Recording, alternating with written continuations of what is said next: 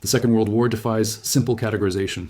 Unlike most conflicts in human history, it cannot be neatly contained within specific dates, geographic boundaries, or even a single narrative. The story of Yang Kyoungjong exemplifies this complexity in human terms.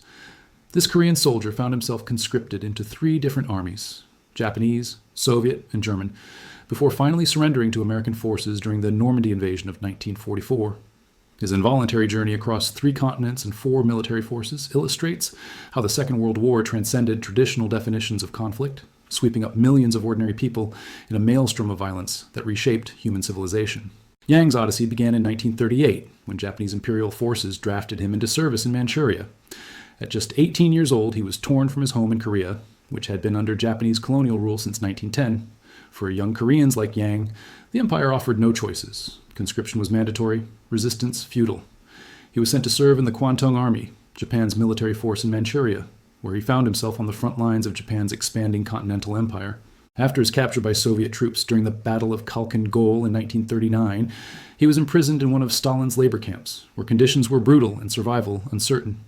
The Soviet military authorities, facing desperate manpower shortages during the crisis of 1942, when German armies were driving deep into Soviet territory, drafted him along with thousands of other prisoners into the Red Army.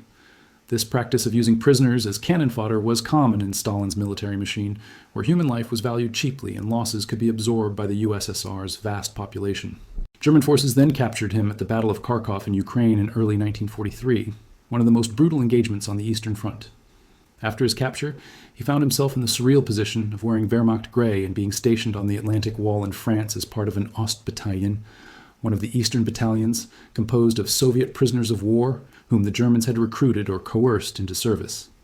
These units were considered unreliable and were typically stationed in rear areas or secondary defensive positions.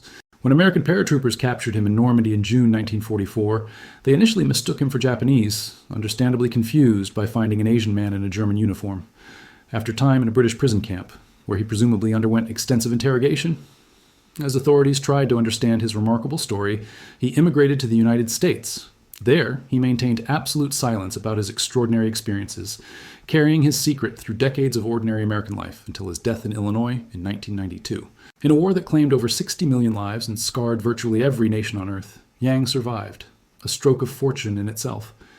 But his story demonstrates more than mere survival.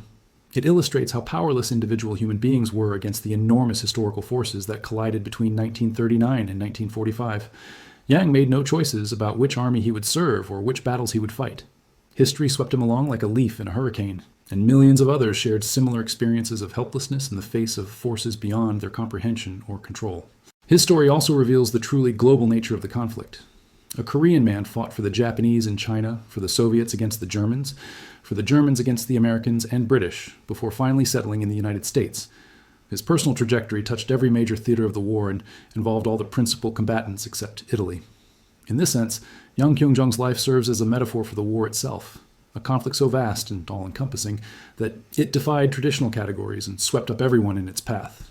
The contested beginning? When did the war really start? Scholars continue to debate the actual starting point of World War II, and this disagreement reflects the conflict's complex, multi-layered nature. The conventional answer, September 1st, 1939, when German forces crossed into Poland, represents only one perspective among many legitimate interpretations. This date has the advantage of marking a clear moment when Britain and France declared war on Germany, transforming a regional conflict into a wider European war. Yet even this apparently straightforward date contains ambiguities. Britain and France declared war but did virtually nothing to help Poland, remaining passive behind their defensive fortifications, while German forces crushed Polish resistance in a matter of weeks. Some historians conceptualize the period from 1914 to 1945 as a single 30 Years' War, deliberately evoking the devastating 17th century conflict that ravaged Central Europe. This interpretation views World War I as the original catastrophe that set in motion forces that inevitably led to a second global conflict. The Treaty of Versailles, according to this analysis, did not establish a genuine peace, but merely created a 20-year armistice that allowed the defeated powers to regroup and plan their revenge.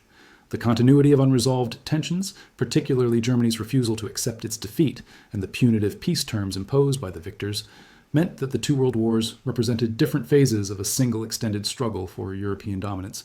This interpretation has much to recommend it.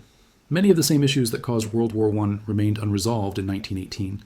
German desire for European hegemony, French insecurity and desire for revenge, British concern about the balance of power, nationalist tensions in Eastern Europe, and competition for colonial possessions. The same families often saw their sons fight in both wars. The same generals who commanded in 1918 often commanded again in 1939. The same territories, Alsace-Lorraine, the Polish corridor, the Sudetenland, remained sources of bitter contention. In this view, the 1920s represented not peace, but merely preparation for the next round of fighting. Another school of thought identifies 1917 as the crucial turning point, arguing that the Bolshevik Revolution in Russia initiated a European civil war between competing ideologies, communism, fascism, and liberal democracy, that continued until 1945 or even 1989. This framework emphasizes the ideological dimension of 20th century conflict, viewing military confrontations as manifestations of deeper political and philosophical divisions about how human society should be organized. This interpretation highlights an often overlooked dimension of the Second World War. While we typically think of it as a conflict between nations, Germany versus France, Japan versus China, America versus Japan, it was equally a war of ideas. Communists, fascists, and Democrats were fighting not just for territory or resources, but for fundamentally different visions of human civilization. This ideological struggle cut across national boundaries, creating complex situations where civil wars and international conflicts became intertwined. The Russian Revolution of 1917 had indeed unleashed forces that continued to shape European politics for decades. The specter of Bolshevism haunted conservative elites across Europe, influencing their willingness to support or tolerate fascist movements as bulwarks against communism. Many of the civil wars and conflicts of the interwar period in Germany, Hungary, Finland, Spain, and elsewhere reflected this fundamental ideological struggle. The Second World War, in this interpretation, represented the climax of this struggle, with the forces of liberal democracy and communism temporarily allied against their common fascist enemy. The Spanish Civil War, 1936-1939, occupies a particularly contested position in this chronology. Left-wing historians have long argued that Spain represented the opening battle of World War II, a dress rehearsal where fascist powers rehearsed strategies and tested weapons they would later deploy on a larger stage. The German Condor Legion and Italian volunteers gained combat experience, tested new tactics, and refined their military doctrines in Spanish skies and on Spanish battlefields. The infamous bombing of Guernica in April 1937 by German and Italian aircraft provided a terrifying preview of the aerial warfare that would later devastate cities across Europe and Asia. Conservative analysts, conversely, characterize the Spanish conflict as the first engagement of a Third World War between communism and Western civilization. From this perspective, the Spanish Republic represented a Soviet-backed communist threat that Franco's nationalists were defending Europe against. The fact that Stalin did indeed provide substantial support to the Republic, while Britain, France, and the United States remained officially neutral, gives this interpretation some credibility. Both interpretations contain elements of truth, reflecting how the Spanish tragedy served as both a proxy war and a laboratory for the larger conflict to come. Spain became an ideological battlefield where the great powers tested not just weapons but political strategies, propaganda techniques, and the resolve of their opponents. The international brigades that fought for the Republic included volunteers from over 50 countries, making it a genuinely global conflict, even before the World War officially began. Asian historians offer yet another perspective, pointing out that Western narratives routinely marginalize or ignore the Sino-Japanese War that began in 1937 and merged into the broader global conflict. This is not merely a matter of Asian historians demanding attention for their region. The Sino-Japanese War involved enormous armies. Japanese forces in China eventually numbered over 1 million men and resulted in catastrophic casualties. Estimates of Chinese deaths range from 15 to 20 million people, making it one of the deadliest conflicts in human history even before we consider it as part of World War II. Some argue convincingly that World War II in Asia actually began in 1931 with Japan's invasion of Manchuria, a full 8 years before German tanks rolled into Poland. The Mukden incident of September 18, 1931, when Japanese officers staged a bombing to justify military action, established a pattern of manufactured provocations that would recur throughout the 1930s. Japan's creation of the puppet state of Manchukuo represented the first major breach of the post-World War I international order, yet the League of Nations proved powerless to reverse it. The failure of the international community to respond effectively to Japanese aggression in Manchuria established a dangerous precedent. It demonstrated that aggressive powers could seize territory with impunity, provided they were willing to ignore international law and weather diplomatic protests.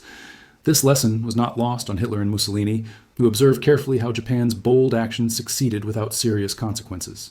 The Asian theater involved not just Japan and China, but also the Soviet Union, which fought a significant border war with Japan at Khalkhin Gol in 1939, the battle where Yang Kyoungjong was first captured.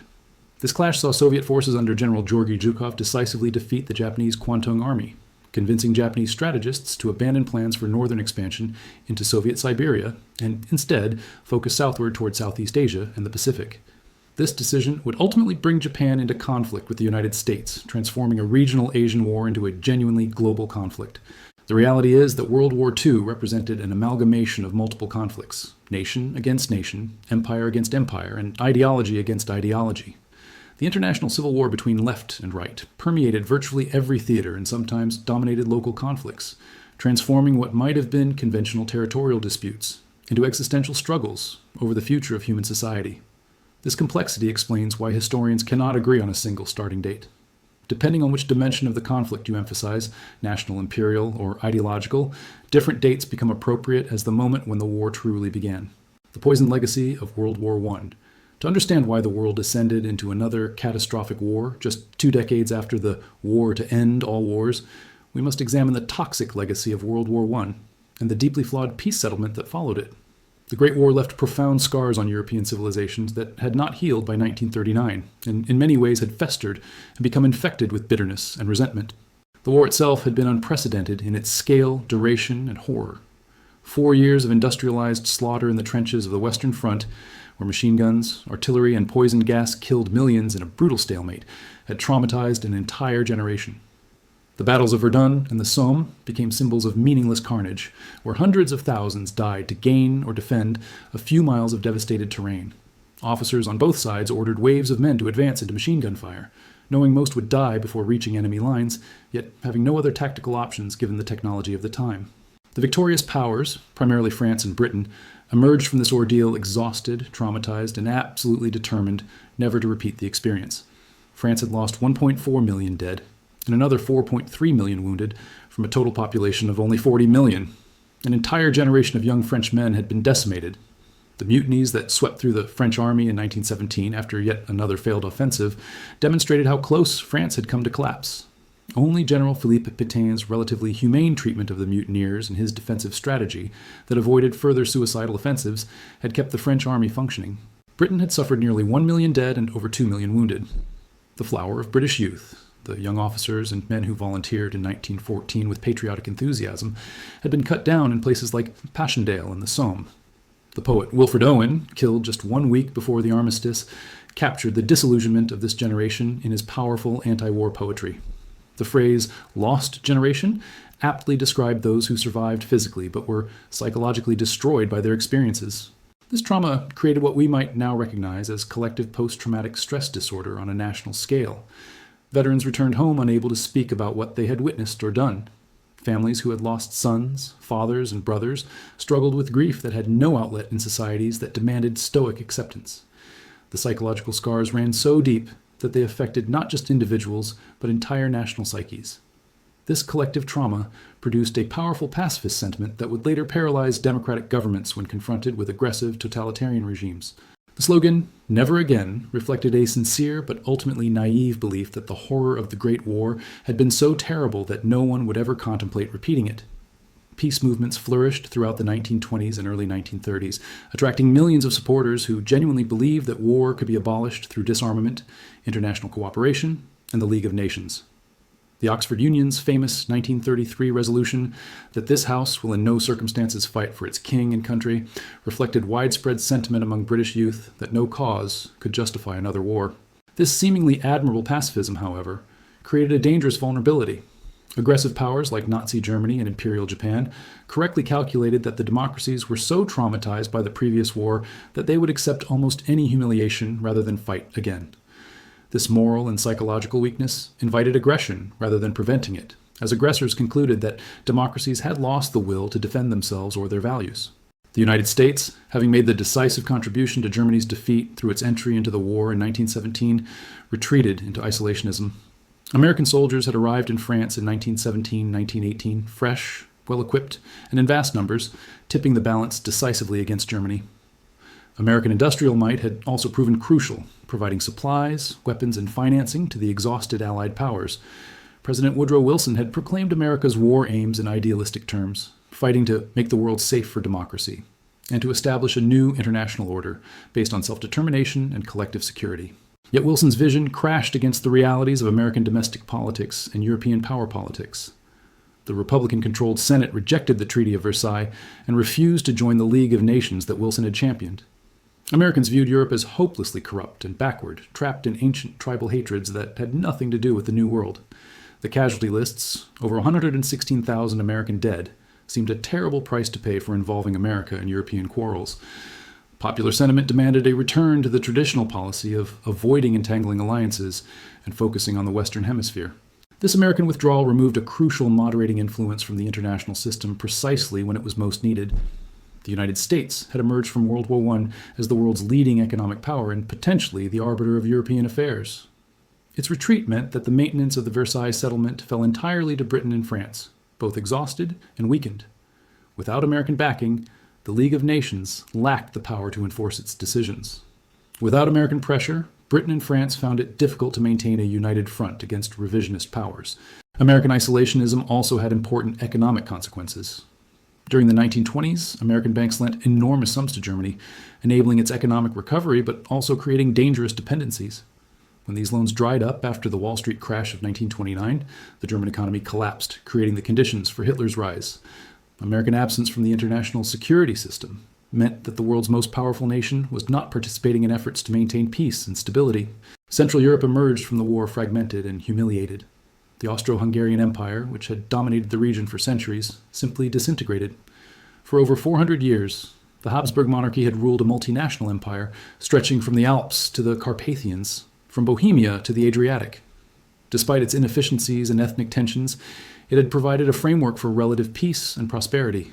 Various nationalities, Germans, Czechs, Poles, Hungarians, Croats, Slovenes, Italians, Romanians, had coexisted under imperial rule, their conflicts mediated by a supranational authority. The empire's collapse left a power vacuum and a tangle of new borders that satisfied no one. Officers who had once worn splendid uniforms and enjoyed social prestige as servants of an ancient empire found themselves unemployed and destitute. Their world turned upside down almost overnight. A Habsburg officer's uniform had been a ticket to respect and privilege throughout Central Europe. Now it was a costume from a vanished world, worth nothing. These officers became an embittered class, nostalgic for imperial glory and resentful of the new democratic governments that had replaced the old order. This sudden reversal bred deep resentment and nostalgia for imperial glory, creating a psychological foundation for extremist movements. Many former Habsburg officers would later join fascist and nationalist movements, bringing military expertise and organizational skills to parties that promised to restore order and greatness. The fragmentation of Central Europe into small, weak states also created opportunities for great powers to dominate the region, as Hitler would later demonstrate in Czechoslovakia. Germany's situation was particularly combustible. Unlike France or Belgium, German territory had not been devastated by fighting. The Western Front had been located entirely in France and Belgium. German soil remained unscathed except for the British naval blockade's effects. This meant that Germans had no direct experience of war's destruction in their own country, no ruined cities or devastated farmland to remind them of war's costs. More importantly, German armies had remained essentially undefeated in the field until the summer of 1918. In the east, Germany had won a decisive victory over Russia, forcing the Bolshevik government to accept the harsh Treaty of Brest-Litovsk in March 1918. In the west, Germany's spring 1918 offensives had broken through Allied lines and advanced to within 40 miles of Paris. As late as July 1918, German forces still occupied vast territories in France, Belgium, and Eastern Europe. Germany appeared to be winning. Then suddenly, it was over. The combination of American reinforcements arriving in large numbers, Allied counteroffensives breaking through German lines, and collapsing morale among Germany's allies finally turned the tide. Bulgaria surrendered in September 1918, the Ottoman Empire in October, Austria-Hungary in early November. Mutinies in the German Navy at Kiel sparked a revolutionary wave that swept across Germany. On November 9th, Kaiser Wilhelm II abdicated and fled to Holland. 2 days later, on November 11th, 1918, the armistice took effect. To many Germans, particularly military officers, this sudden collapse seemed inexplicable and sinister. How could unbeaten armies suddenly lose the war? How could an empire that had existed for nearly 50 years simply vanish in a matter of days? The speed and completeness of the collapse demanded an explanation, and the explanation many Germans reached for was betrayal, the stab-in-the-back legend and its consequences. This cognitive dissonance produced the infamous Dolchstoßlegende, the stab in the back legend, a conspiracy theory that would poison German politics for decades and provide crucial ideological ammunition for the Nazi Party. According to this myth, Germany's army had been betrayed by Jewish Bolsheviks, socialist agitators, and weak civilian politicians who had fomented revolution at home while brave soldiers were still fighting at the front. The legend conveniently ignored several crucial facts. First, the German army had indeed been defeated militarily by autumn 1918. The Allies' 100 Days offensive from August to November 1918 had pushed German forces back steadily, capturing hundreds of thousands of prisoners and vast quantities of equipment. General Erich Ludendorff, the effective commander of German forces, had himself informed the civilian government that the military situation was hopeless and that an armistice must be sought immediately. The German army was not stabbed in the back. It was beaten in fair combat. Second, the revolutionary unrest in Germany had been caused primarily by war weariness, hunger, and the realization that the war was lost, not by a conspiracy of Jewish agitators. The British naval blockade had caused severe food shortages in German cities, leading to malnutrition and disease. The brutal winter of 1916-1917, known as the Turnip Winter, because turnips were often the only food available, had demonstrated the vulnerability of Germany's food supply. By 1918, civilians were starving and soldiers knew their families were suffering. The prospect of continuing a war that was clearly lost became intolerable. It was true that some prominent revolutionary leaders in 1918-1919 were Jewish. Rosa Luxemburg and Kurt Eisner were the most notable examples. However, the revolutionary movements were diverse, and Jewish participation was far from universal. The overwhelming majority of German Jews were patriotic, middle-class citizens who had served loyally in the war and were shocked by the revolution. Nonetheless, the prominence of a few Jewish revolutionaries provided ammunition for anti-Semitic conspiracy theories. The stab-in-the-back legend confused cause and effect in a particularly pernicious way. It attributed Germany's collapse to internal subversion rather than military defeat and popular exhaustion. This allowed Germans, especially military officers, to preserve their pride and avoid confronting the reality that they had been beaten. The German army's honor remained intact. The blame fell on civilians, politicians, and Jews. This convenient mythology would have catastrophic consequences, as it created a sense of grievance and a desire for revenge that Hitler would exploit masterfully.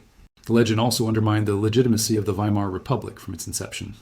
The democratic politicians who had signed the armistice and accepted the Treaty of Versailles became known as the November criminals, traitors who had betrayed Germany in its hour of need. This meant that the German democracy was tainted from birth, associated with defeat and humiliation rather than liberation and progress. Right-wing parties and the military establishment never accepted the Republic's legitimacy, viewing it as an illegitimate regime imposed by Germany's enemies.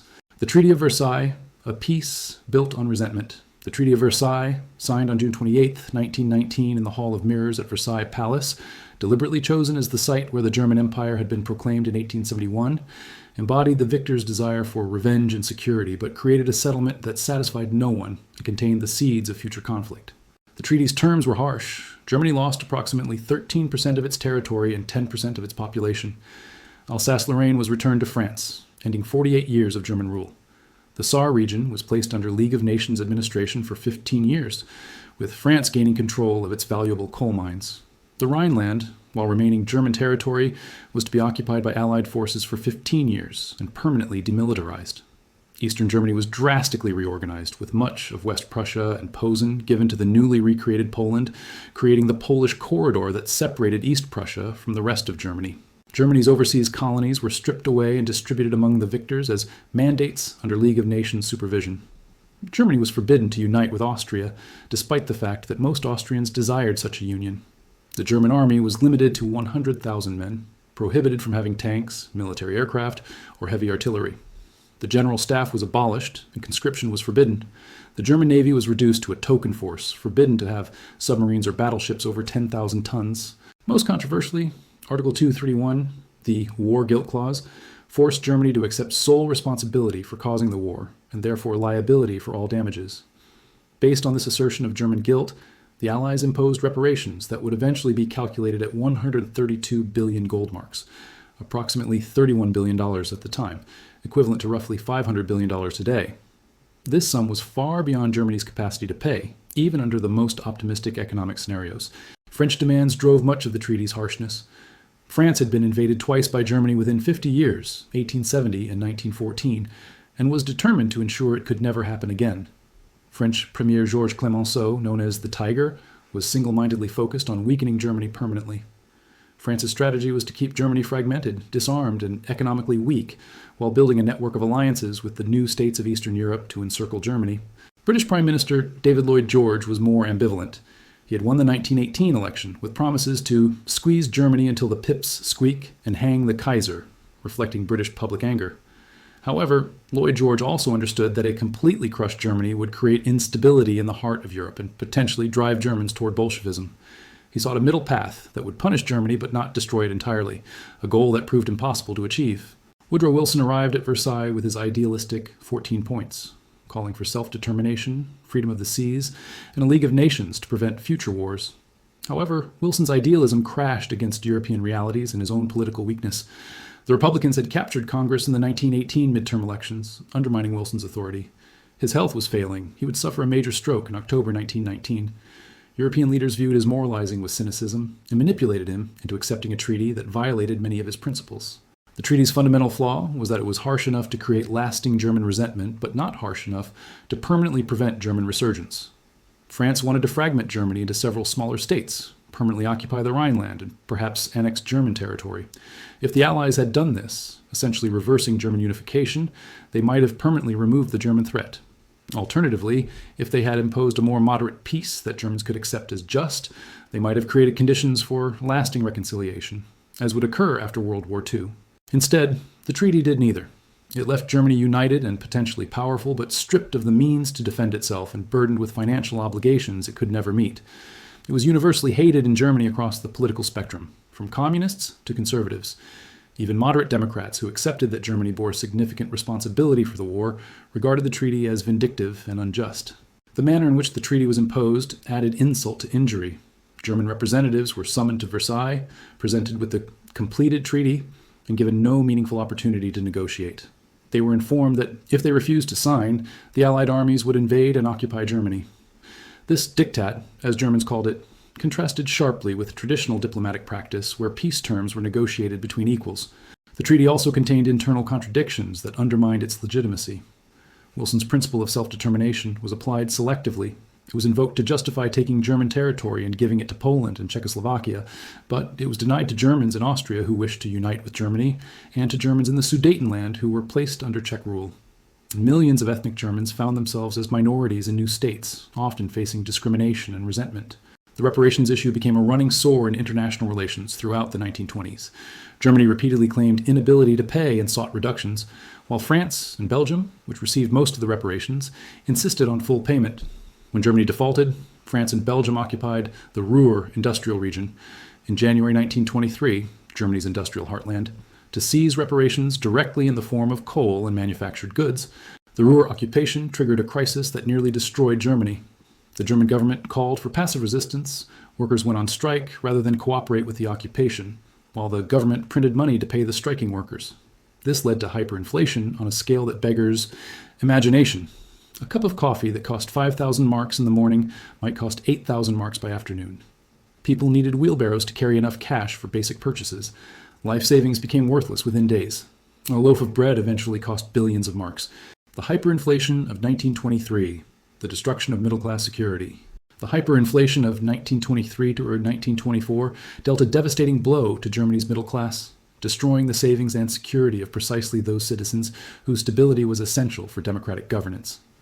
The middle stand, the solid, respectable middle class of shopkeepers, professionals, civil servants, and small business owners, had been the backbone of German society. They valued order, education, hard work, and financial prudence. Their savings represented decades of careful accumulation, planned to provide for old age, educate children, and maintain respectability. Within months, all of this vanished. A savings account that might have supported a family for years became insufficient to buy a loaf of bread. Insurance policies became worthless. Bonds and other fixed-income investments became meaningless. Anyone who had saved prudently was wiped out, while speculators and those with debts actually profited, as they could repay loans with worthless currency. The social and psychological trauma cannot be overstated. The middle class felt betrayed by their own government, which had printed the money that destroyed their savings. The values they had lived by, thrift, prudence, deferred gratification, had led to ruin, while those who had lived recklessly or borrowed heavily prospered. The certainties and rectitude of bourgeois life collapsed, replaced by cynicism about democratic institutions. and a desperate desire for any force that could restore order and security.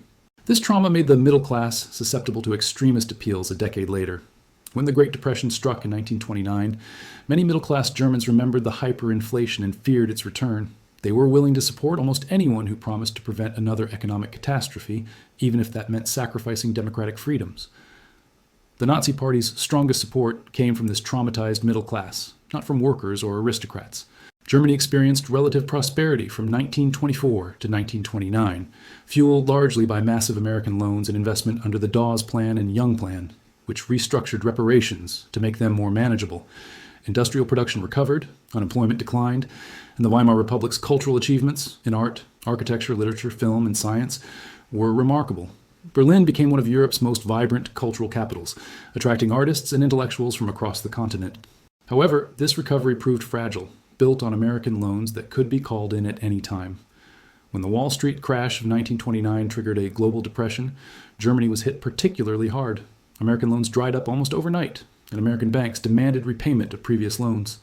International trade collapsed as nations erected protectionist barriers to shield their domestic industries. Britain and other nations abandoned the gold standard in September 1931, allowing their currencies to depreciate, which made their exports more competitive. Germany's government, however, traumatized by memories of hyperinflation, adamantly refused to abandon the gold standard or devalue the Reichsmark.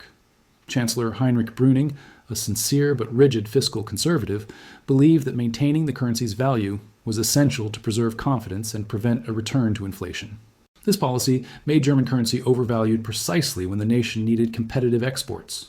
German goods became expensive on world markets and couldn't compete with cheaper British, French, or American products. Protectionist barriers closed foreign markets further. With exports collapsing and investment drying up, German businesses failed and unemployment soared to catastrophic levels. By 1932, over 6 million Germans were officially unemployed, more than 30% of the workforce, and millions more were underemployed. The crisis of democracy and the rise of extremism. Mass unemployment created ideal conditions for demagogues promising radical solutions. Neither mainstream conservative parties nor the moderate social democrats seemed to have answers. The political center, which had never been particularly strong in Weimar Germany, collapsed almost entirely. Germans increasingly turned to the extremes, communists on the left and Nazis on the right, who at least offered clear explanations for the crisis and promised decisive action. Street violence between communist and Nazi paramilitary forces became routine in German cities. The Communist Party's Rotfront Kämpferbund, Red Front Fighters League, clashed regularly with the Nazi SA, Sturmabteilung, or Brown Shirts. These battles, sometimes involving hundreds of combatants and resulting in deaths, created an atmosphere of civil war. Middle-class Germans, terrified by the violence and chaos, increasingly viewed the Nazis as the lesser evil, a force that could restore order even if its methods were brutal. The crisis of capitalism accelerated a broader crisis of liberal democracy, which proved ineffective in many European countries, weakened by the fragmentary effects of proportional representation voting systems. The Weimar Constitution's electoral system allocated Reichstag seats precisely according to each party's share of the vote, which seemed admirably democratic. However, this system made stable majority governments virtually impossible, as no party could win an outright majority.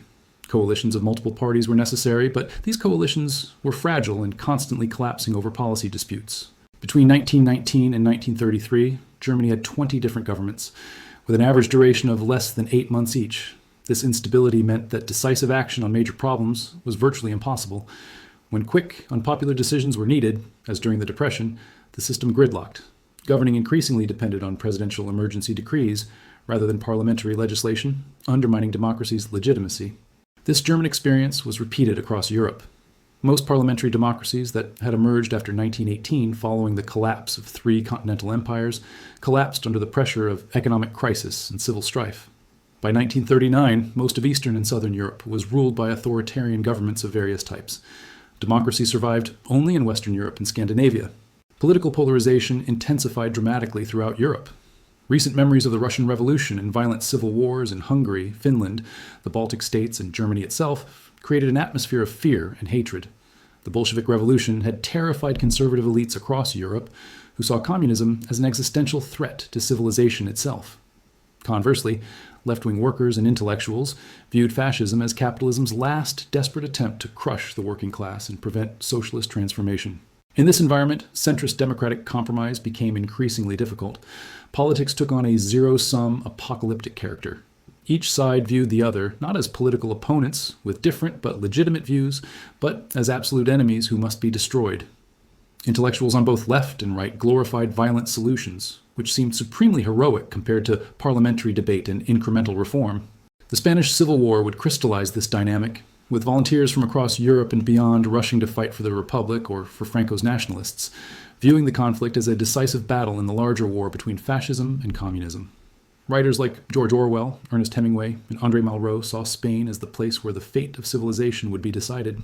Bitter ex-soldiers from World War I, unable to adjust to civilian life and nostalgic for the comradeship and clear purpose of military service, provided ready recruits for extremist movements.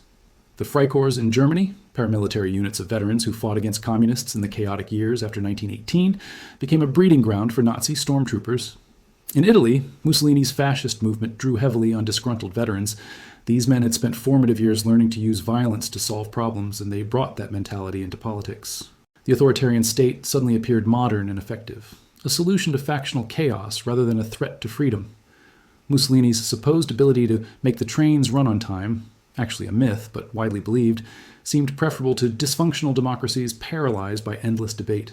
Stalin's forced industrialization of the Soviet Union, despite its horrific human costs, impressed many observers who contrasted Soviet economic growth with Western stagnation during the Depression. Across Europe, democratic governments gave way to dictatorships of various types. In Poland, Marshal Józef Piłsudski established an authoritarian regime in 1926. In Lithuania, a coup in 1926 established a nationalist dictatorship. Yugoslavia had become a royal dictatorship by 1929. Romania, Hungary, Bulgaria, and Greece all followed similar paths. Even established democracies like France struggled with instability. France had 40 different governments between 1918 and 1940. Ethnic minorities who had coexisted relatively peacefully under imperial regimes now faced persecution driven by new doctrines of racial purity and national homogeneity.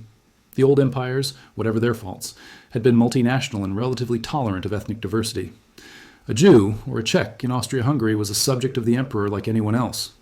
The new nation-states, however, defined themselves in ethnic terms.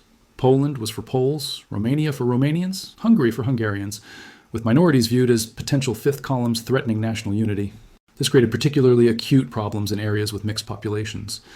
The Sudeten Germans in Czechoslovakia, the Hungarian minority in Romania, the Ukrainian minority in Poland, all faced discrimination and feared for their futures. These minority grievances provided opportunities for revisionist powers to intervene, claiming to protect their ethnic kin abroad. Hitler's rise. The fatal combination of circumstances.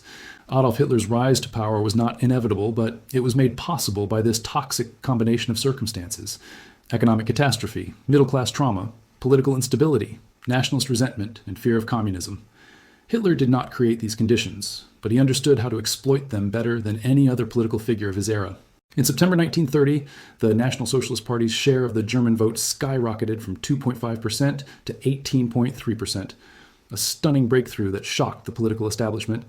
The Nazis had gone from a fringe party to the second largest party in the Reichstag in a single election. This dramatic success demonstrated the appeal of Hitler's message to a desperate population. What was Hitler's appeal? First, he offered simple explanations for complex problems. The Depression, the Treaty of Versailles, unemployment, political instability, all of these could be blamed on the Jews, the Marxists, and the November criminals who had betrayed Germany in 1918. This conspiracy theory appealed to people who needed someone to blame for their suffering. Second, Hitler promised decisive action where traditional politicians offered only half measures and compromises. While democratic politicians squabbled over parliamentary procedure, Hitler promised to sweep away the corrupt system and replace it with strong leadership. In a time of crisis, this authoritarian solution seemed attractive. Third, Hitler understood modern propaganda and political communication better than his opponents. The Nazis used radio, film, mass rallies, and sophisticated messaging to reach voters. Hitler's speeches, delivered with passionate intensity to huge crowds, created an atmosphere of emotional excitement that contrasted sharply with the dull parliamentary debates of traditional politics. Fourth, Hitler successfully positioned himself as above traditional class divisions. The Nazis claimed to represent the entire German Volk, people, not just one economic class. This allowed them to win support from workers, middle class, and even some aristocrats, creating a cross-class coalition that traditional parties couldn't match. Finally, Hitler benefited from his opponents' fatal underestimation of him. Conservative elites viewed him as a vulgar, uneducated demagogue who could be used and then discarded. They thought his mass appeal could be harnessed to support their own agenda of destroying the Weimar Republic and restoring authoritarian rule. They believed they could control him. However, Hitler did not seize power through revolutionary violence or even through winning a majority of votes. The Nazis never won more than 37% in a free election. Rather, Germany's conservative elite, aristocrats, industrialists, and military leaders who had little respect for democracy deliberately destroyed the Weimar Republic and opened the door for Hitler, gravely underestimating his ruthlessness. President Paul von Hindenburg, the aging war hero who embodied traditional Prussian conservatism, and his advisors conspired to sideline the democratic parties and establish an authoritarian government. Their plan was to appoint Hitler as chancellor while surrounding him with conservative ministers who would constrain his radicalism. Franz von Papen, a conservative politician who negotiated the deal, famously said, "We've hired him. Within 2 months, we'll have pushed him so far into a corner that he'll squeak." They were catastrophically wrong. Hitler knew exactly what he wanted and moved with speed and ruthlessness that his supposed controllers never anticipated. He was appointed chancellor on January 30th, 1933, through constitutional means, and then rapidly moved to eliminate all opposition and transform Germany into a totalitarian dictatorship. Within weeks, the Reichstag fire of February 27th, 1933, almost certainly set by the Nazis themselves, but blamed on a communist conspiracy, provided the pretext for emergency decrees that suspended civil liberties. The Enabling Act of March 23, 1933, voted by a Reichstag purged of communist deputies and intimidated by SA stormtroopers, gave Hitler dictatorial powers. Trade unions were dissolved in May. Opposition parties were banned by July. By the end of 1933, Germany had become a one-party state. The conservatives who thought they could control Hitler found themselves swept aside. Some, like von Papen, were given meaningless ceremonial positions. Others who resisted, like General Kurt von Schleicher, the previous chancellor, were murdered during the Night of the Long Knives in June 1934. When President Hindenburg died in August 1934, Hitler combined the offices of chancellor and president, becoming the absolute Führer leader of Germany. The seduction of Germany. Hitler's genius lay in understanding and exploiting the worst instincts in human nature: resentment, intolerance, arrogance, and most dangerously, a sense of racial superiority. He offered Germans not just economic recovery, but psychological restoration, a return to greatness, pride, and purpose after years of humiliation. For many Germans desperate for order and respect, this message proved irresistible. The Nazis brilliantly manipulated German culture and history to support their message. They claimed to be restoring Germanic values corrupted by foreign influences. They invoked Germany's military traditions, its achievements in philosophy and music, its supposed racial purity. They staged mass spectacles like the Nuremberg rallies that made participants feel part of something larger than themselves, a heroic national rebirth. Hitler personally projected an image that resonated with many Germans. Unlike aristocratic politicians, he presented himself as a man of the people, a former corporal who understood ordinary German struggles. His passionate speeches convinced audiences of his sincerity and dedication to Germany's salvation. His ascetic personal life, he was vegetarian, didn't drink or smoke, and had no visible interest in personal wealth, seemed to prove he was motivated solely by love of Germany. The speed with which German institutions capitulated to Nazi rule remained shocking. The courts, universities, the military, and the press all bowed to the new regime with minimal resistance. Individual judges who tried to maintain judicial independence were removed and replaced with Nazi loyalists. University professors who objected to racial laws or restrictions on academic freedom were fired, and their colleagues rarely protested. The concept of a Rechtsstaat, a nation governed by respect for law, crumbled as Hitler insisted that the judicial system must serve the new order rather than impartial justice. Law is what serves the German people, Nazi legal theorists proclaimed. Individual rights, constitutional constraints, and procedural protections were dismissed as liberal weaknesses that hindered the folk's will. Opponents found themselves isolated and denounced as traitors, not only by the regime, but by their fellow citizens who had embraced Nazism. In thousands of German communities, neighbors turned against neighbors, colleagues denounced colleagues, even family members informed on each other. The social fabric that might have sustained resistance simply dissolved. Surprisingly, the Gestapo, unlike Stalin's massive NKVD, was actually quite small and relied heavily on ordinary Germans denouncing their neighbors. At its peak, the Gestapo had only about 32,000 employees for a nation of nearly 70 million people. This would have been utterly insufficient for effective surveillance and repression if the regime had not been able to count on citizens enthusiastically participating in repression. People denounced others for a variety of motives. Ideological conviction, certainly, but also personal spite, business rivalry, family feuds, or simply to deflect suspicion from themselves. The regime's efficiency depended less on state surveillance than on citizens eagerly serving as informants. This willing participation in repression would later allow Germans to claim they had been victims of a totalitarian system, but in reality, many had been eager collaborators. The German military officer corps, which prided itself on political neutrality and professional honor, allowed itself to be seduced by promises of expanded forces and massive rearmament programs. Hitler pledged to restore Germany's military strength, to abolish the humiliating restrictions of Versailles, and to make Germany a great power again. For officers who had been limited to a 100,000-man army with obsolete equipment, this was an irresistible offer. Officers overlooked their contempt for this vulgar, ill-dressed upstart in exchange for resources, prestige, and the prospect of commanding real military forces again. They convinced themselves that they were using Hitler for their own purposes, exploiting his political skills to achieve military goals while remaining professionally detached from his ideology. This was self-delusion on a massive scale. As Bismarck had observed decades earlier, moral courage was rare in Germany, and it deserted Germans completely once they put on a uniform. The habit of obedience to authority, the emphasis on hierarchy and discipline, the tendency to separate professional duty from personal morality, all of these cultural traits made German military officers particularly susceptible to cooperation with the Nazi regime. The Nazis understood this psychology and worked to put nearly everyone in uniform, starting with children. The Hitler Youth, Hitler Jugend for boys, and the League of German Girls, Bund Deutscher Mädel, became virtually mandatory. By 1939, membership totaled over 8 million, almost the entire youth population of Germany. Children learned to march, shoot, and above all, obey. They were indoctrinated with Nazi ideology from an early age, taught to value loyalty, discipline, and racial consciousness above independent thought. This mass mobilization served multiple purposes. It created a generation that had known nothing but Nazi rule and had been thoroughly indoctrinated. It broke down private family life, as children spent more time in youth organizations than at home. It militarized society, preparing youth psychologically for war. And it created a sense of participation and belonging that made the regime popular, especially among young people who found excitement and purpose in the movement. Breaking the chains, Hitler's foreign policy.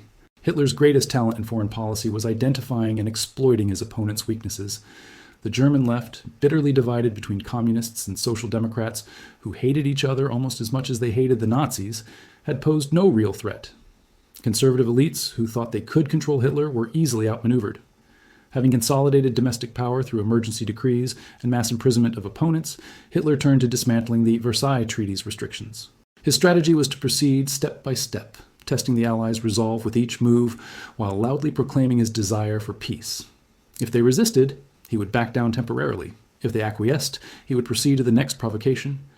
This careful escalation, combined with assurances that each violation would be his last, successfully paralyzed British and French responses. Conscription was reintroduced in March 1935, in direct violation of Versailles. The announcement that Germany would build an army of 500,000 men, 5 times the treaty limit, shocked the international community, but produced only diplomatic protests. France and Britain complained but took no action. Even worse, Britain negotiated the Anglo-German Naval Agreement in June 1935, which actually authorized Germany to build a navy up to 35% of the size of the Royal Navy, including submarines, which had been completely forbidden by Versailles. This agreement was a diplomatic disaster for France. Britain had unilaterally abandoned a key provision of Versailles without consulting France, encouraging Germany to believe that violations would be tolerated. Hitler himself was surprised by how easy it had been. He had expected much stronger resistance. The lesson was clear. The Allies would not fight to preserve the Versailles settlement. The Luftwaffe, which had been secretly developed in violation of Versailles, was openly established in March 1935. Again, there were protests, but no action. Hermann Göring, the rotund, medal-bedecked commander of the Luftwaffe, became a prominent figure at diplomatic receptions, openly boasting about German air power that supposedly already surpassed Britain's and France's. In reality, the Luftwaffe in 1935 was not yet particularly formidable, but Göring's bluff worked. In March 1936, German troops marched into the Rhineland, brazenly violating both the Versailles and Locarno treaties. The Rhineland, while German territory, had been permanently demilitarized under Versailles. The Locarno treaties of 1925, which Germany had voluntarily signed, reaffirmed this demilitarization and were guaranteed by Britain and Italy. German remilitarization of the Rhineland violated both agreements. This was Hitler's riskiest move yet. German generals were nervous, knowing that German forces in 1936 were no match for the French army. Hitler ordered that, if French forces moved to oppose the remilitarization, German troops should retreat immediately. The soldiers who marched into the Rhineland carried sealed orders to withdraw if they encountered resistance. But there was no resistance. France, in the midst of an election campaign and without British support, did nothing but protest. Britain took the view that Germany was merely walking into its own backyard, and that the Rhineland was not worth a war. The passive Allied reaction to the Rhineland reoccupation was perhaps the last moment when Hitler could have been stopped relatively easily. French military intervention in March 1936 would have forced humiliating German retreat and likely toppled Hitler's regime. Instead, the Allies' passivity convinced Hitler that they would never fight to stop him. The operation also generated massive popular support within Germany, even among many who had not voted for Hitler. Newspapers published photos of cheering Rhinelanders welcoming German soldiers. The remilitarization was portrayed as restoring German sovereignty over German territory, a perfectly reasonable step that France had no right to oppose. Single-handedly, Hitler had reversed another humiliation of 1918. Hitler's success in foreign policy, combined with an armaments program that dramatically reduced unemployment, made him genuinely popular with most Germans by 1936. Unemployment fell from over 6 million in 1932 to less than 1 million by 1937. While Nazi propaganda exaggerated the regime's economic achievements and concealed the unsustainable nature of deficit spending on armaments, the improvement in ordinary Germans' lives was real.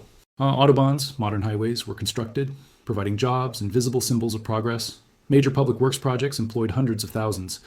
The Strength Through Joy, Kraft durch Freude program offered working-class Germans opportunities for vacation travel, cultural activities, and leisure previously unavailable to them. The promise of a Volkswagen, people's car, that every German family could afford captured imaginations, even though few were actually delivered before the war. The brutal methods and loss of freedom that characterized Nazi rule seemed a small price to pay for restored national pride and economic security.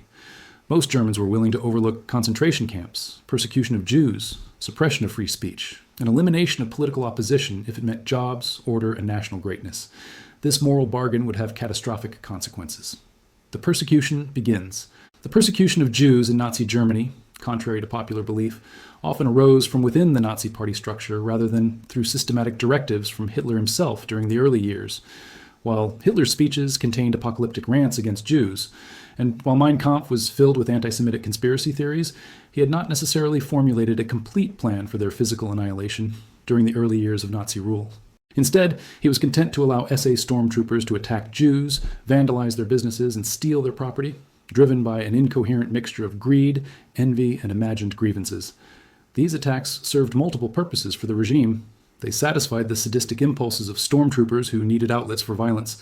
They provided opportunities for ordinary Germans to profit from Jewish businesses and property. And they enforced the regime's ideology through terror while giving Hitler plausible deniability. He could claim to be restraining his more radical followers. During this early period, 1933-1937, Nazi policy focused on stripping Jews of civil rights and property, then using humiliation and harassment to force them to emigrate. The Nuremberg Laws of September 1935 provided the legal framework for this persecution. Jews were deprived of German citizenship, reduced to the status of subjects. Marriages between Jews and Aryans were forbidden. Sexual relations between Jews and Aryans were criminalized as Rassenschande, racial defilement. These laws required defining who was Jewish, which proved more complicated than Nazi racial theory suggested. Germany's Jews were highly assimilated. Many had converted to Christianity, intermarried with non-Jews, and considered themselves German first and Jewish second. The Nazis eventually settled on a definition based primarily on ancestry rather than religious practice. Anyone with 3 or 4 Jewish grandparents was Jewish, regardless of their own religious beliefs. Further regulations progressively excluded Jews from professions in public life. Jewish doctors, lawyers, teachers, and civil servants lost their jobs. Jewish children were expelled from schools or segregated. Jews were banned from parks, theaters, and swimming pools. Their businesses were boycotted and eventually Aryanized, forcibly sold to non-Jews at a fraction of their value. The Jews must get out of Germany, yes, out of the whole of Europe, Hitler told Joseph Goebbels on November 30th, 1937. That will take some time yet, but will and must happen. At this point, Nazi policy aimed at forced emigration rather than systematic murder. However, this created a cruel catch-22. Jews were pressured to leave, but found few countries willing to accept them. The world's indifference to Jewish refugees would later enable the Holocaust. The persecution accelerated in 1938. In March, Austria was annexed, and its 200,000 Jews immediately fell under Nazi rule. In October, 17,000 Polish Jews living in Germany were rounded up and dumped at the Polish border in brutal conditions. When Poland refused to admit them, these refugees were stranded in a no-man's land without food or shelter, living in stables and barns. Among these refugees were the parents of Herschel Grinspahn, a 17-year-old Jewish boy living in Paris. Distraught at his parents' treatment, Grinspahn walked into the German embassy in Paris on November 7, 1938, and shot Ernst vom Rath, a German diplomat. Vom Rath died 2 days later, providing the Nazis with a pretext for their most dramatic anti-Jewish pogrom yet. The Republic's eventual defeat in March 1939 had profound psychological effects across Europe. It demonstrated that fascism could triumph despite international sympathy for democracy. It proved that Britain and France would not confront Germany and Italy even when they flagrantly violated international agreements. It gave Hitler and Mussolini confidence that the democracies lacked the will to fight, and it demoralized anti-fascists worldwide, who saw Spain as a preview of the larger disaster to come. The Spanish Civil War also revealed the future character of modern warfare: deliberate attacks on civilians, bombing of cities, ideological brutality, and the erosion of distinctions between combatants and non-combatants. The atrocities committed by both sides, mass executions, torture, religious persecution, foreshadowed the barbarism that would characterize World War II. Spain was both a rehearsal and a warning, but the democracies failed to heed either lesson. Japan's imperial expansion and the war in China. While Europe focused on Spain, events in Asia were following a parallel trajectory toward general war. Japan's imperial expansion, which would eventually merge with the European conflict to create a genuinely global war, proceeded through similar stages of aggression met with ineffective international responses. Japan had begun its transformation from feudal isolation to modern power in the Meiji Restoration of 1868. Within a single generation, Japan industrialized, adopted Western technology and military organization, and began pursuing imperial ambitions. The Sino-Japanese War of 1894-1895 gave Japan control of Taiwan. The Russo-Japanese War of 1904-1905, in which Japan decisively defeated a European great power, shocked the world and established Japan as a major military force. By 1910, Japan had annexed Korea, beginning a brutal colonial occupation that would last until 1945. Japan's participation in World War I on the Allied side brought limited territorial gains but also resentment when the Paris Peace Conference rejected Japan's proposal for a racial equality clause in the League of Nations Covenant. This perceived insult to Japanese honor fed nationalist sentiment and anti-Western feeling. The Washington Naval Treaty of 1922, which limited Japanese naval strength to 60% of American or British levels, was seen as another humiliation imposed by Western powers unwilling to accept Japan as an equal. The Wall Street crash of 1929 and the subsequent worldwide depression hit Japan hard. Japanese silk exports, a major source of foreign exchange, collapsed as American and European demand evaporated. Rural Japan, where most silk was produced, faced catastrophic poverty. Young military officers, often from rural backgrounds, radicalized as they witnessed their families suffering and blamed Japan's weak civilian government and greedy capitalists for the crisis. An increasingly nationalistic officer class viewed Manchuria and China in similar terms to Nazi dreams of Lebensraum. Japan's home islands were resource poor and densely populated. Japanese agriculture had declined, unable to feed the growing population. Military strategists saw continental expansion as essential for Japan's survival as a great power. Manchuria's resources, coal, iron, timber, and China's vast population, a market for Japanese goods and a source of cheap labor, appeared to offer solutions to Japan's problems. In September 1931, middle-ranking officers of the Kwantung Army stationed in Manchuria staged the Mukden incident. Japanese soldiers blew up a section of railway track near Mukden, now Shenyang, that belonged to the Japanese-controlled South Manchuria Railway Company. They blamed Chinese dissidents for the explosion and used it as a pretext to occupy the entire city. Within months, Japanese forces had conquered all of Manchuria despite no authorization from the civilian government in Tokyo. This military insubordination, Gekkokujo, overthrow from below, became a disturbing pattern in Japanese politics. Junior and middle-ranking officers, convinced of their superior patriotism and moral purity, repeatedly took unauthorized action that forced the government to accept fait accompli. The civilian government in Tokyo, although despising this military insubordination, felt obliged to support the army rather than admit that it had lost control. Japan renamed the conquered territory Manchukuo and established a puppet regime with Pu Yi, the last Chinese emperor, who had abdicated in 1912 at age 6, as nominal ruler. This elaborate fiction fooled no one. Manchukuo was a Japanese colony in all but name, administered by Japanese officials and garrisoned by Japanese troops. Chinese sovereignty over Manchuria, internationally recognized for centuries, was simply erased. The League of Nations responded by sending the Lytton Commission to investigate. Its report, issued in October 1932, condemned Japan's actions and refused to recognize Manchukuo. However, the League refused Chinese calls for economic sanctions against Japan. When the League adopted the Lytton Report in February 1933, Japan simply withdrew from the League. There were no consequences beyond diplomatic isolation. This failure to check Japanese aggression established a dangerous precedent. It demonstrated that a determined aggressor could seize territory in defiance of international law without facing serious repercussions. The lesson was not lost on Hitler, who was watching carefully. If Japan could conquer Manchuria with impunity, why couldn't Germany reclaim the Rhineland or seize Austria? Japanese colonists, mainly peasant families desperate to escape rural poverty, poured into Manchuria with government encouragement. Tokyo wanted to establish 1 million households as colonial farmers over the next 20 years. These settlers seized land from Chinese farmers who were displaced or reduced to tenant status. The colonization project aimed to make Manchuria Japanese ethnically and culturally, not merely politically. Japan's actions left it diplomatically isolated but domestically triumphant. The conquest of Manchuria was wildly popular in Japan, celebrated as a heroic achievement that proved Japanese military prowess. This marked the beginning of a fateful progression in both foreign expansion and military influence over the government in Tokyo. Civilian politicians who questioned military policy faced assassination threats. Several were actually murdered by ultranationalist officers and their sympathizers. The hawkish administration of Prime Minister General Hideki Tojo, who would lead Japan into war with the United States in 1941, extended the Kwantung Army's control almost to Beijing's gates by 1937. Chiang Kai-shek's Kuomintang government in Nanjing, focused on fighting Chinese communists rather than Japanese invaders, was forced to withdraw from northern China. Japanese forces established a demilitarized zone and puppet regimes in territory they controlled. The uneasy standoff was shattered on July 7, 1937, by the Marco Polo Bridge incident near Beijing. Japanese troops, conducting night maneuvers near the bridge, claimed that one of their soldiers was missing. He later turned up and demanded to search the nearby town of Wanping. So when Chinese forces refused, fighting broke out. Whether this was a deliberate Japanese provocation or an accidental clash remains disputed, but the result was clear: full-scale war between Japan and China. The Imperial Army leadership in Tokyo assured Emperor Hirohito that China could be defeated in 3 months. Reinforcements poured across from Manchuria and from Japan itself. The Japanese strategy aimed to deliver such a devastating blow that Chiang Kai-shek's government would sue for peace and accept Japanese domination of China. Instead, a horrific campaign ensued that would last 8 years and claim millions of lives.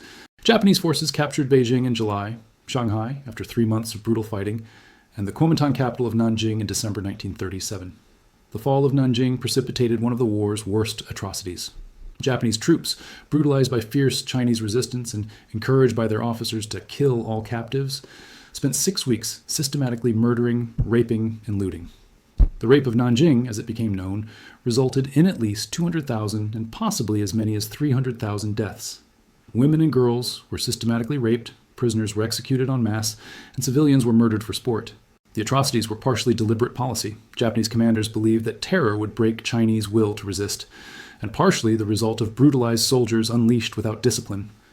The Japanese army's tradition of treating prisoners with contempt, surrender was dishonorable in Japanese military culture, and its indoctrination that portrayed Chinese as subhuman contributed to the barbarism. The massacre was witnessed and documented by Western missionaries and journalists in Nanjing, ensuring that news of Japanese atrocities reached the world. Yet the Sino-Japanese War did not end in the rapid triumph that Tokyo's generals had predicted. The appalling violence inflicted by the attackers stimulated bitter Chinese resistance rather than breaking it. Chiang Kai-shek's government retreated to Chongqing in China's interior and refused to surrender. Chinese armies, although outgunned and outmatched in conventional battles, conducted effective guerrilla warfare. The country's vast size and poor transportation infrastructure made complete conquest impossible with the forces Japan could deploy. Mao Zedong's communist forces, based in Yunnan in northwestern China, also fought against the Japanese, though they primarily focused on expanding their own power and preserving their forces for the inevitable post-war struggle with the Kuomintang. Both the nationalists and communists understood that whichever side emerged stronger from the war with Japan would likely win China's civil war. The Sino-Japanese War settled into a brutal stalemate. Japan controlled China's major cities and transportation networks, but not the vast countryside.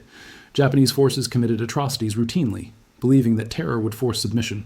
They employed biological warfare, testing plague and other diseases on Chinese civilians through Unit 731, a secret research program. They used poison gas despite international prohibitions. They implemented the three alls policy: kill all, burn all, loot all, in areas suspected of supporting guerrillas.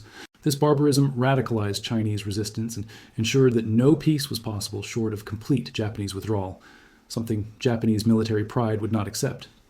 The war became a quagmire that consumed enormous resources and tied down over 1 million Japanese troops in an unwinnable conflict. Yet Japanese leaders could not admit defeat without losing face, so the war dragged on year after year. Some Westerners began to see the Sino-Japanese War as Asia's counterpart to the Spanish Civil War, a struggle between aggression and democracy, fascism and freedom. Ernest Hemingway visited China in 1941 and reported on the war.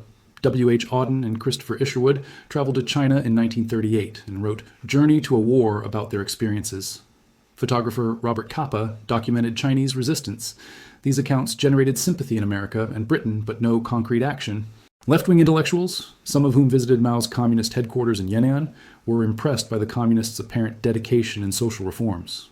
Edgar Snow's Red Star over China, 1937, painted a positive picture of Mao and his forces that influenced Western perceptions for decades.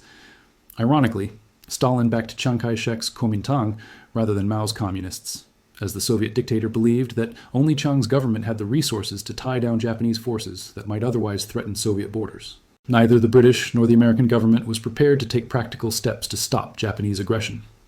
Britain had enormous interests in China, but was focused on the growing threat from Germany and Europe, and could not simultaneously confront Japan in Asia. America maintained a policy of neutrality and isolationism, unwilling to risk war with Japan over China, despite widespread sympathy for Chinese suffering. This Western passivity encouraged Japanese militarists to believe that they could continue expanding without encountering serious resistance.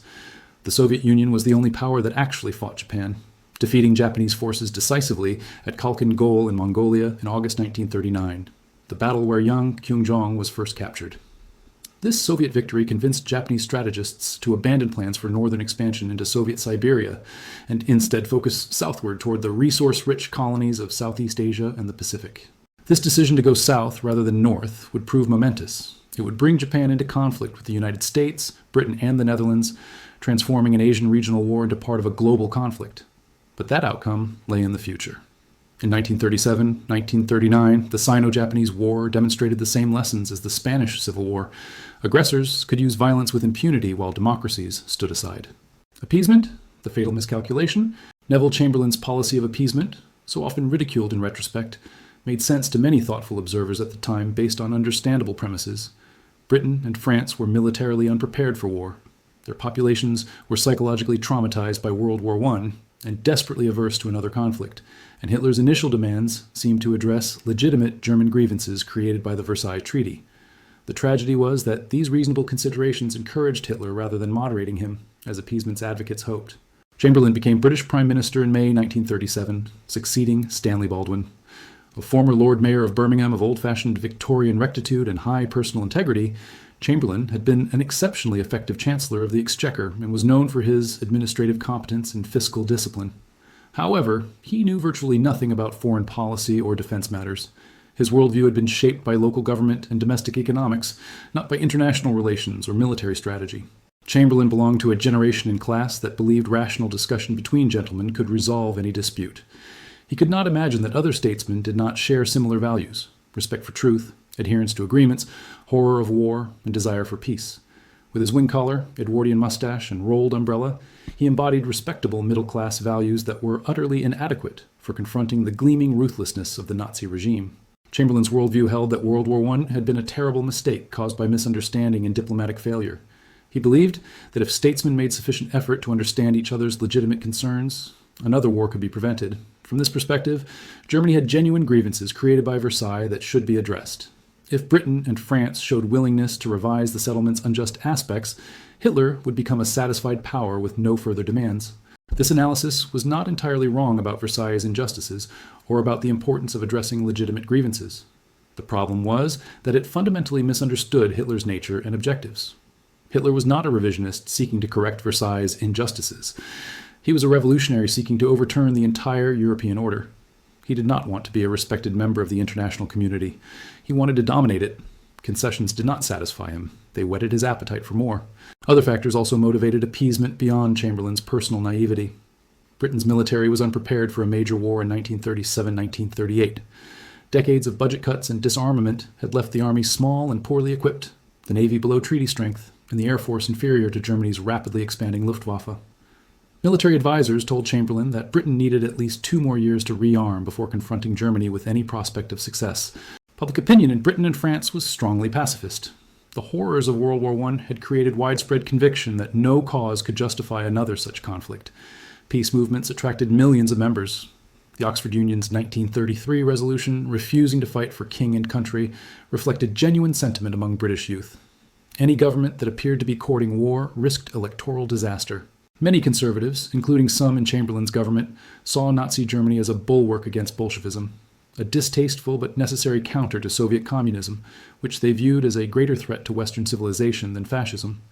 From this perspective, allowing Germany to rearm and expand eastward might even be beneficial, as it would create a barrier against Soviet expansion. Some British aristocrats openly admired Hitler and accepted his claims to be defending Europe against the communist menace. Economic considerations also influenced British policy. The Depression had strained public finances and created pressure to reduce military spending. Chamberlain, as a former chancellor obsessed with balanced budgets, was reluctant to divert resources from domestic needs to rearmament.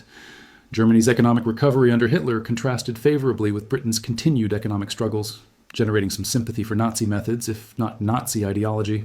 Many Britons, including those on the left, were reluctant to confront Hitler because they believed Germany had been treated unfairly at Versailles.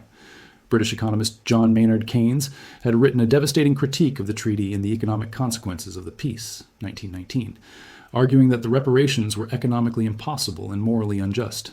His views influenced a generation of British intellectuals and policymakers who felt guilty about Versailles and wanted to make amends.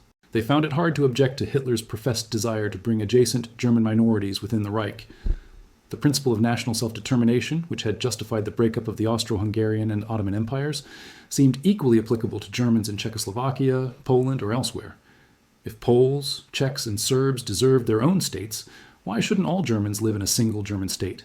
This moral argument for appeasing some German demands had superficial plausibility, but ignored crucial differences. The post-1918 settlement, whatever its flaws, represented a negotiated international order. Hitler was not seeking to revise it through negotiation, but to destroy it through force and intimidation. The German minorities he claimed to be rescuing were often reasonably treated and had not requested rescue. Hitler's humanitarian rhetoric masked aggressive expansionism. Above all, the British and French publics were horrified by the prospect of another European war. They vividly remembered World War I's carnage and were willing to accept almost any price to avoid repetition. This psychological factor cannot be overemphasized.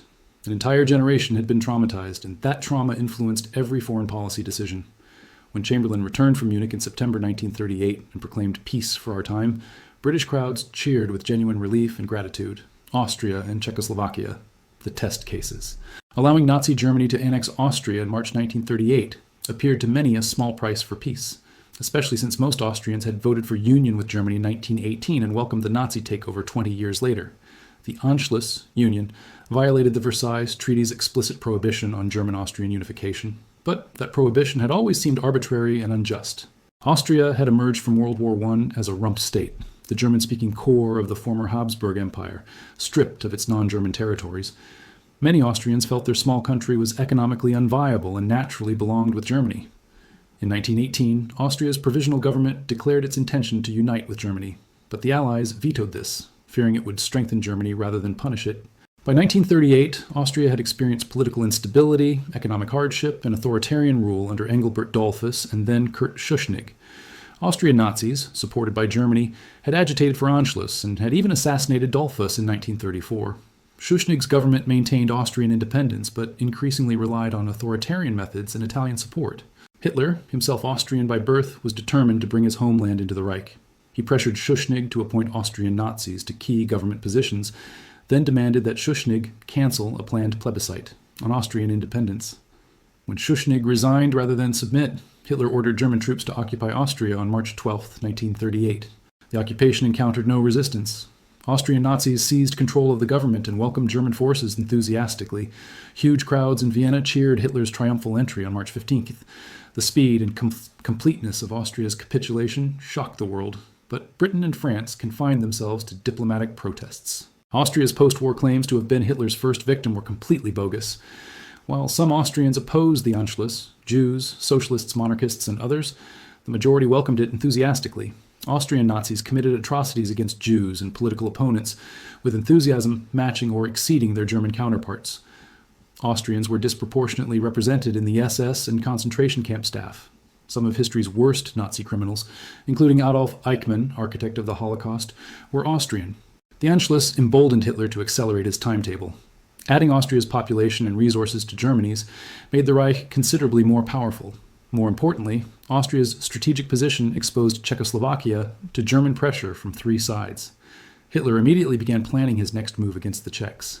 Czechoslovakia presented a more difficult case than Austria. It was a functioning democracy, the only one remaining in Eastern Europe. It had substantial military forces and formidable mountain fortifications along its German border. It had alliance treaties with France and the Soviet Union requiring them to come to its defense if attacked. Unlike Austria, it had never sought union with Germany and had a legitimate, internationally recognized government. However, Czechoslovakia contained a large German minority, over 3 million Sudeten Germans in the western borderlands. These ethnic Germans had lived in Bohemia and Moravia for centuries, and many felt aggrieved at being placed under Czech rule after 1918. The Sudeten German Party, led by Konrad Henlein and secretly funded by Hitler, agitated for autonomy and eventually union with Germany. Hitler decided in May 1938 that he wanted to invade Czechoslovakia that October, timing the operation for after German farmers had harvested their crops. Nazi ministers feared that war during harvest season might cause food supply problems, potentially undermining civilian morale as had happened in 1918. Hitler directed his military to prepare for Case Green, the plan to conquer Czechoslovakia through rapid military assault. British and French intelligence services warned that Hitler was planning aggression. As tension mounted through summer 1938, war seemed imminent. Britain and France faced an agonizing choice: honor their commitments to Czechoslovakia and risk a major European war, or abandon Czechoslovakia to German domination and hope Hitler would be satisfied. Chamberlain chose a third option: direct negotiation with Hitler. In September 1938, as Hitler threatened immediate invasion, Chamberlain made 3 unprecedented flights to Germany to negotiate personally with Hitler.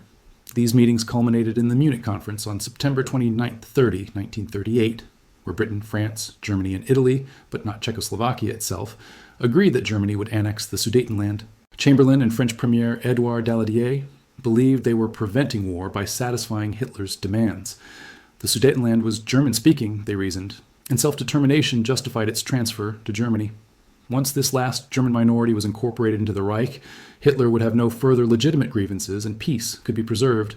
They genuinely believed they had solved the crisis. To Hitler's intense frustration, the Munich Agreement deprived him of his war. He had wanted to invade Czechoslovakia, destroy it militarily, and demonstrate German power. Instead, Britain and France had given him everything he demanded without a fight. This diplomatic victory was complete, but somehow unsatisfying. There had been no glory, no heroic campaign, no demonstration of military might. The Munich Agreement was a strategic disaster disguised as a diplomatic triumph. It destroyed Czechoslovakia as an effective state even before Germany formally occupied it. The Sudetenland contained Czechoslovakia's mountain fortifications, its most defensible borders, and much of its industry. Without these, the rump Czech state was defenseless. Poland and Hungary immediately seized the opportunity to grab Czech territory containing Polish and Hungarian minorities. Within months, Czechoslovakia had lost 1/3 of its territory and population. Chamberlain made a fundamental error by refusing to consult with Stalin about Czechoslovakia. The Soviet Union had a mutual defense treaty with Czechoslovakia and had indicated willingness to defend it, if France did likewise. By excluding the Soviets from Munich, Chamberlain convinced Stalin that Britain and France were trying to direct German expansion eastward toward the USSR. This suspicion influenced Stalin's momentous decision the following August to sign a non-aggression pact with Hitler. Chamberlain also destroyed Czech confidence in Western support. Czech President Edvard Beneš, a staunch Democrat and Anglophile who had relied on British and French promises, was betrayed and forced to accept dismemberment of his country. The lesson to small states was clear: democratic guarantees were worthless when the guarantors lacked will to fight. Some historians have argued that if Britain and France had been willing to fight in autumn 1938, events might have turned out very differently. The German army was not yet fully prepared for major war. Many German generals were nervous about Hitler's aggressive plans, and some were even plotting a coup if he ordered an attack on Czechoslovakia. Czechoslovakia's military was substantial, and its fortifications formidable. Soviet support might have been available. An Anglo-French ultimatum might have deterred Hitler or triggered his overthrow. This counterfactual is plausible, but ultimately unprovable. What is certain is that the Munich Agreement did not prevent war, but merely postponed it while allowing Germany to grow stronger. Czechoslovakia's military resources, including the excellent Skoda armaments works, fell into German hands. The mountainous terrain that had been defensible was now behind German lines. Germany faced no two-front threat. and Hitler concluded that Britain and France would never fight, encouraging him to risk further aggression. Chamberlain returned to London proclaiming "Peace for our time," and was greeted as a hero by relieved crowds. His umbrella became a symbol of the peace he had supposedly secured. Yet within 6 months, the illusion would be shattered and Chamberlain's reputation would be destroyed. The end of illusions. Hitler's seizure of the remainder of Czechoslovakia in March 1939 was a flagrant violation of the Munich Agreement, and finally proved that his claims about self-determination were mere pretexts for unlimited expansion. On March 15, 1939, German troops marched into Prague, and Hitler declared that Bohemia and Moravia would become a German protectorate. Slovakia was separated and made a puppet state. Czechoslovakia ceased to exist as an independent nation. This action violated every principle that had supposedly justified Munich. The Czech population was not German and had not requested German rule. There was no pretext of self-determination or righting Versailles injustices. This was naked aggression, pure territorial conquest. Hitler had torn up the Munich Agreement he had signed only 6 months earlier. British public outrage at this breach of faith forced Chamberlain to abandon appeasement and offer guarantees to Poland as a warning against further German expansion. On March 31, 1939, Chamberlain announced that Britain would defend Polish independence against German aggression. France made a similar commitment. These guarantees were intended to deter Hitler, but they also meant that British and French fate now depended on Poland, a state whose borders and internal politics were themselves contentious. Hitler complained bitterly that he had been thwarted from having a war in 1938 because the British and French accepted all my demands at Munich. His desire for war was not merely rhetorical. Hitler was obsessed with achieving his goals during his own lifetime and believed he would die young. In spring 1939, he explained his impatience to Romanian Foreign Minister Grigore Gafencu. "I am now 50. I would rather have the war now than when I am 55 or 60. This statement reveals Hitler's psychology. He intended to achieve European domination during a single lifetime, which he expected to be short. His manic vanity convinced him that he was irreplaceable, that the fate of the Reich depended solely on him. He could not trust anyone else to carry on his mission. The Nazi Party and its entire chaotic form of governance were never designed to produce stability or continuity. They were instruments for Hitler's personal will. Hitler's rhetoric about a 1,000-year Reich revealed a significant psychological contradiction. This promise of permanence came from a determined bachelor who took perverse pride in being a genetic dead end while harboring an unhealthy fascination with suicide. He threatened or attempted suicide multiple times before actually doing so in 1945. The man who promised Germany immortality was himself mortality obsessed. On January 30th, 1939, the 6th anniversary of taking power, Hitler made an important speech to the Reichstag that included his fatal prophecy about the Jews. He claimed that international Jewry was planning to plunge the world into another war, and he warned, "I want today to be a prophet again. If international Jewry inside and outside Europe should succeed in plunging the nations once more into a world war, the result will not be the Bolshevization of the earth, and therefore the victory of Jewry, but the annihilation of the Jewish race in Europe." This prophecy was one to which Hitler and his followers would compulsively refer during the Holocaust. In Hitler's paranoid worldview, the Jews were simultaneously weak parasites and all-powerful conspirators, capable of controlling nations and starting world wars. This breathtaking confusion of cause and effect lay at the heart of Hitler's obsessive network of lies and self-deception. He would start a war of aggression, then blame Jews for causing it, then murder them as punishment for the war he himself had initiated. The Nazi-Soviet Pact, the cynical bargain. Hitler's intentions regarding Poland were now unmistakable, and the shock of his pact with Stalin in August 1939 confirmed that Poland would be his next victim. The Nazi-Soviet Non-Aggression Pact, signed in Moscow on August 23, 1939, stunned the world by uniting two supposedly irreconcilable ideological enemies in a cynical bargain to partition Eastern Europe.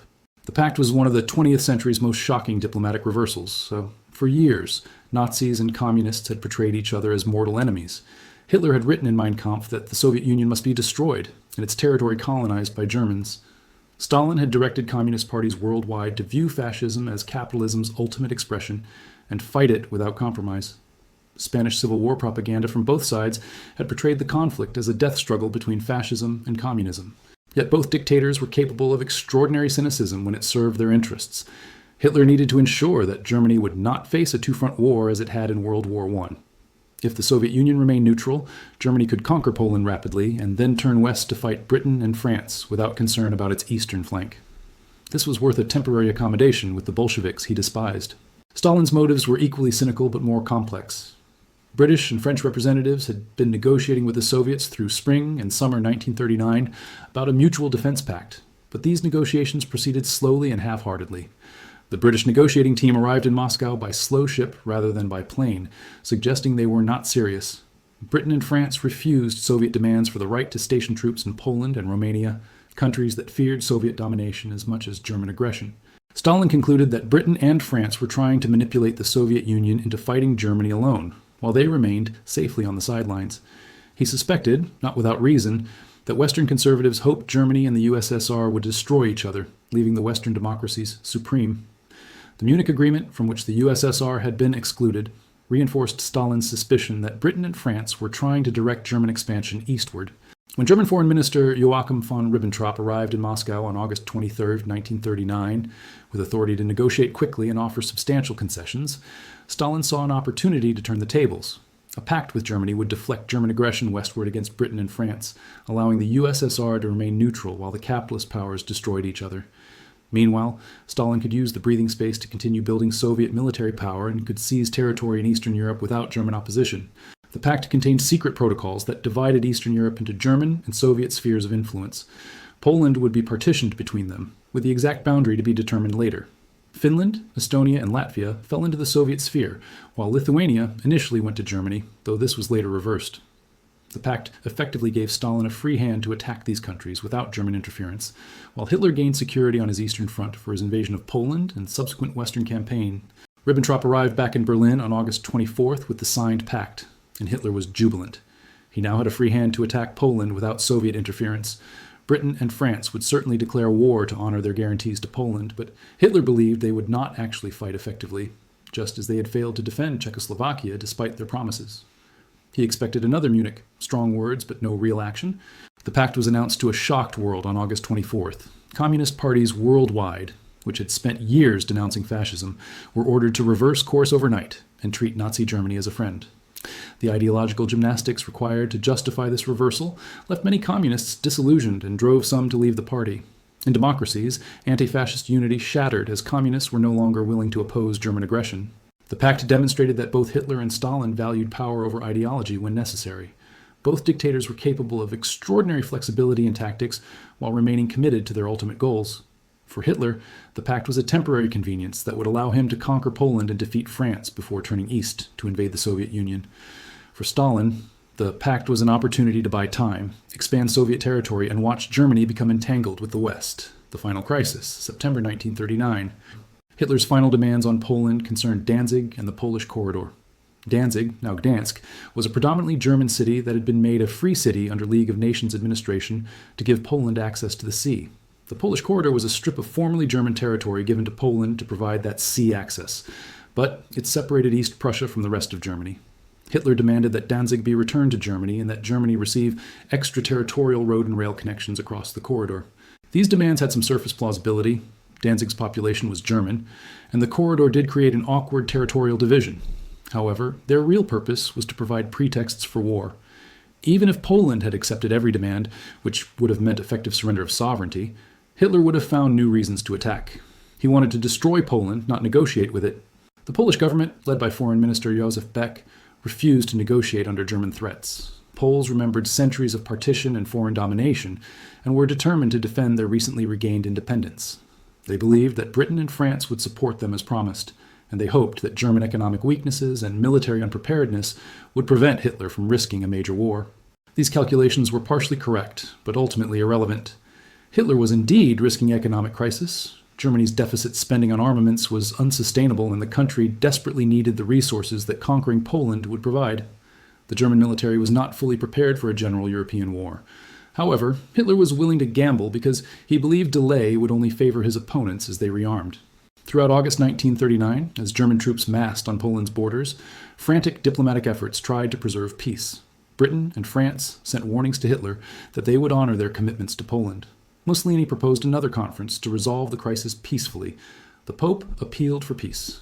None of these efforts had any effect because Hitler was determined to have his war. On August 31st, Germans staged the Gleiwitz incident and other fake Polish attacks on German territory. SS troops dressed in Polish uniforms seized a German radio station and broadcast a message in Polish. then left behind the corpses of concentration camp prisoners dressed as Polish soldiers. These manufactured provocations provided Hitler with the excuse he needed. At 4:45 a.m. on September 1st, 1939, German forces invaded Poland from the north, west, and south simultaneously. The battleship Schleswig-Holstein, on a courtesy visit to Danzig, opened fire on Polish positions at Westerplatte. German aircraft struck Polish airfields, attempting to destroy the Polish Air Force on the ground. Hundreds of thousands of German troops crossed Poland's borders in a massive coordinated assault. Britain and France demanded German withdrawal and, when Hitler ignored them, declared war on Germany on September 3rd. However, they made no immediate military moves to help Poland. French forces conducted limited probing attacks in the Saar region, then withdrew. British bombers dropped propaganda leaflets over Germany rather than bombs. The period from September 1939 to April 1940 became known as the Phony War in the West. War had been declared, but no fighting occurred. Poland fought alone against overwhelming force. German armor and aircraft employing the new tactics of blitzkrieg, lightning war, that combined rapid armored thrusts with close air support, cut through Polish defenses. Polish cavalry, in some famous incidents, charged German tanks with swords and lances, a poignant symbol of old warfare confronting modernity. On September 17th, the Soviet Union invaded Poland from the east in accordance with the secret protocols of the Nazi-Soviet Pact. Poland now faced enemies on all sides, and its doom was sealed. Warsaw surrendered on September 27th after a heroic defense that had inflicted substantial German casualties. By October 6th, organized Polish resistance had ended, though Polish forces would continue fighting throughout the war as part of Allied armies. Poland was partitioned for the fourth time in its tragic history. Western Poland was annexed directly to Germany, while Central Poland became the general government, administered as a colonial possession. Eastern Poland was annexed by the Soviet Union. Both occupiers implemented brutal policies. Germans began systematic persecution of Polish intelligentsia, Jews, and political leaders. Soviets deported hundreds of thousands of Poles to labor camps in Siberia and Central Asia. In April 1940, Soviet secret police murdered over 20,000 Polish military officers and intellectuals in the Katyn Forest massacre. Conclusion: the path to catastrophe. In retrospect, the cycle of resentment since the Treaty of Versailles may appear to have made another world war inevitable, but nothing in history is truly predetermined. Multiple factors created the conditions where catastrophe became possible. The vindictive peace of 1919, the worldwide economic depression, the weakness of democratic institutions, the trauma of World War I, ideological polarization, and the failure of collective security. Yet there can be no doubt that Adolf Hitler was the principal architect of this catastrophe. Other factors created conditions where his rise was possible, but his unique combination of ideological fanaticism, strategic vision, tactical cunning, ruthless determination, and absolute lack of moral restraint transformed possibility into reality.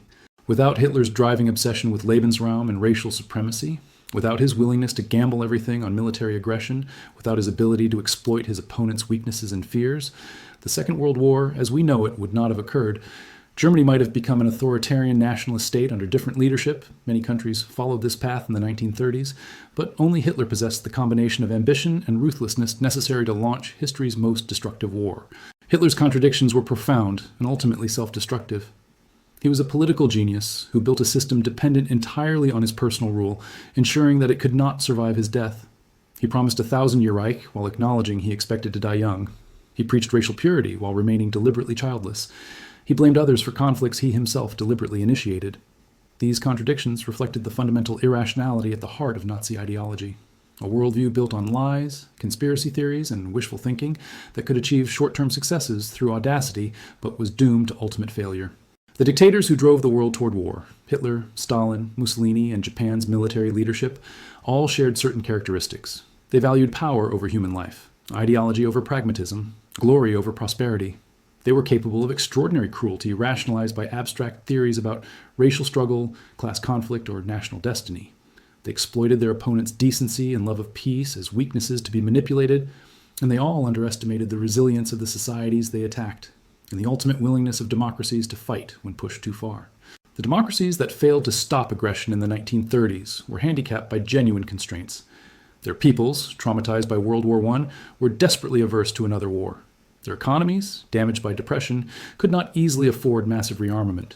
Their political systems, designed for consensus and compromise, struggled to respond decisively to aggressive dictatorships. Their leaders, for the most part decent and peace-loving, could not imagine the depths of evil to which Hitler and his accomplices would descend. Yet the democracies also failed through moral weakness and willful blindness. They convinced themselves that Hitler's demands were reasonable when they were merely pretexts. They believed his promises of peace when his writings and actions demonstrated his commitment to war. They sacrificed their allies, Ethiopia, Austria, Czechoslovakia, Poland, hoping to appease aggressors who could never be appeased. They allowed short-term fears to overcome long-term strategic thinking. The first military clash of what would become World War II occurred not in Poland in 1939, but in the Far East, where Yang Kyoungjong was first captured at Khalkhin Gol.